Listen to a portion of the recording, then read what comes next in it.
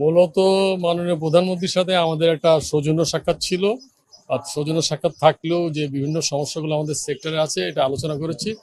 সবচেয়ে বেশি যেটা আলোচনা করেছি সেটা হচ্ছে আমাদেরকে আমাদের এক্সপোর্ট যে বাস্কেট সেটা ডাইভার্স হইতে হবে, সেক্ষেত্রে পলিসি সাপোর্ট লাগবে।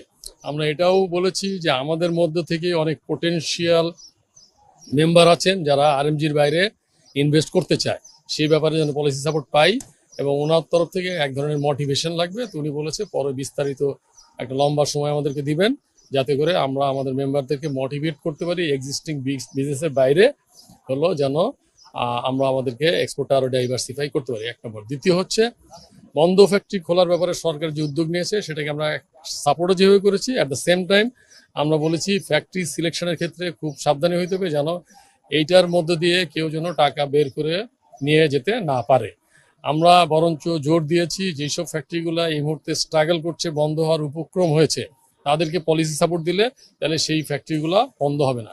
তো উনি এটার ব্যাপারে বলেছেন যে এটাও অবশ্যই দুইটাই একই সাথে দেখা হবে এবং আমাদের রেকমেন্ডেশনটাকে একটা গুরুত্ব দেওয়া হবে, যার ভিত্তিতে যে ফ্যাক্টরিগুলো স্ট্রাগল করছে তাদেরকে যেন পলিসি সাপোর্ট দেওয়া হয়।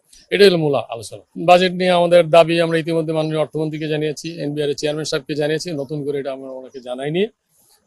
এবং আমাদের ঘুরে ফিরে একটাই বিষয়, আমরা পলিসি সাপোর্ট চাই। আমরা ধরেন রেভিনিউ কোনো সাপোর্টের ক্ষেত্রে এই মুহূর্তে সরকার তৈরি না, সেটা আমরা বুঝি। আমরা পলিসি সাপোর্ট চাই।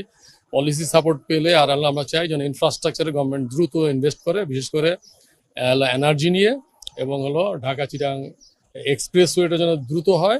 3 নম্বর হচ্ছে যেন পোর্টের ইফিসিয়েন্সি বাড়ে, যাতে করে আমাদের ব্যবসা করার খরচটা কমে আসে। এটা আমাদের চাওয়া, এবং এটা তো লং টার্ম প্ল্যানিং। উনি বলেছেন অনেক প্রবলেম ওনাদের এই সরকার ইনহেরিট করছে, এটাই বাস্তবতা।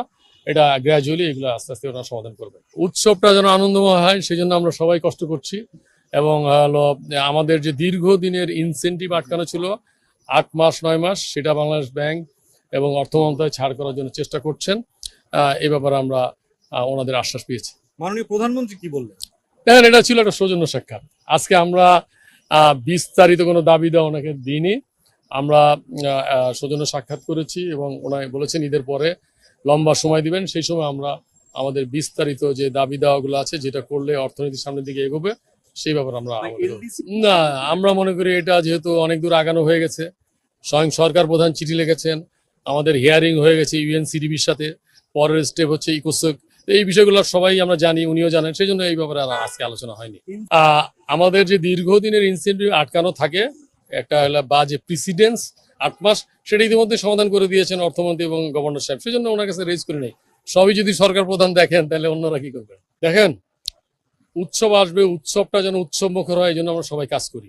শ্রম মন্ত্রণালয়ের অধীনে কলকারখানা অধিদপ্তর, বিজিএমইএ, বিকেএমইএ, শ্রমিক ফেডারেশন সবাই কাজ করছে যেন ঈদের আগে শ্রমিক তাদের বেতন ভাতা সময় মতো পায়। সেই লক্ষ্যে আমরা কাজ করছি। প্রতিবার ঈদের আগেই নীতি সহায়তা পেতে হবে এমন বিষয় না।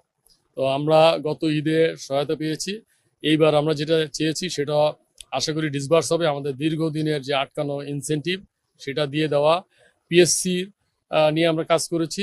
তো ঈদ উপলক্ষে আমরা কোনো নীতি সহায়তা এবার চাইনি। কারণ আমরা যেহেতু আন্তর্জাতিক ব্যবসা করি, আন্তর্জাতিক ব্যবসার ক্ষেত্রে বলতে পারি যে আমাদের বায়াররা নির্বাচন একটা যেন ভালো হয় এবং নির্বাচন পরবর্তী আইন শৃঙ্খলা পরিস্থিতি কেমন থাকে সেটা অবজার্ভ করছিল। সেই অবজার্ভ করার পরে তারা খুশি। বর্তমানে সেই অনুযায়ী ব্যবসা আসা শুরু করেছিল, কিন্তু মধ্যপ্রাচ্যের সংকটের কারণে একটু তাদের মধ্যে দ্বিধা দেখা গিয়েছে, সেটাও কেটে যাচ্ছে। ইনশাল্লাহ সামনের দিকে আমরা ভালো করব, কিন্তু এইটার সাথে যে সাপোর্টটা লাগবে সেটা হচ্ছে এনার্জি সিকিউরিটি, এটা এমন ল অ্যান্ড অর্ডার সিচুয়েশন যেন ভালো হয়, ভালো থাকে। ইনফ্যাক্ট এটা আমরা এনবিআর কে জানিয়েছি যে রিনিউয়েবল এনার্জির যে সোলার প্যানেল এবং ইনভার্টার যেমন ডিউটি ফ্রি, অন্যান্য যে আনুষঙ্গিক উপকরণ সেটা যেন ডিউটি ফ্রি হয়, আর এই যে স্টোরেজ সিস্টেম সেখানেও যেন ডিউটির আওতায় রাখা হয়, কারণ আমাদের এটা রিকোয়ারমেন্ট। সুতরাং এখানে ডিউটি ইম্পোজ করার কোনো কারণ নাই। প্রধানমন্ত্রী সব সময় বলেন ওনার এই অল্প সময় দায়িত্বে যে রপ্তানিকে ইতিবাচক ধারায় আনতে হইলে যে